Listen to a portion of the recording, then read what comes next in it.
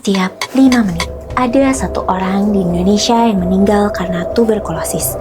Dan Indonesia sekarang menduduki peringkat kedua tertinggi di dunia setelah India.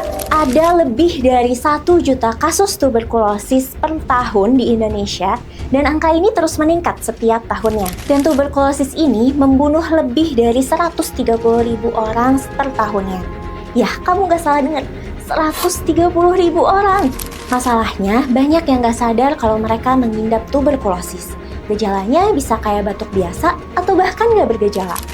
Namun, diam-diam bisa merusak paru-paru kamu atau menyebarkannya ke orang sekitar kamu. Hati-hati, kamu bisa jadi salah satunya kalau kamu gak waspada.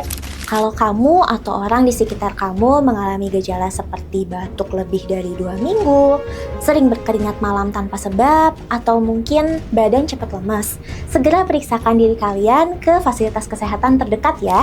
Jangan takut untuk periksa. Tuberkulosis itu bisa sembuh kalau kalian cepat tahu. Gimana cara tuberkulosis menular dan gimana cara mencegah tuberkulosis? Cari tahu di video part 2.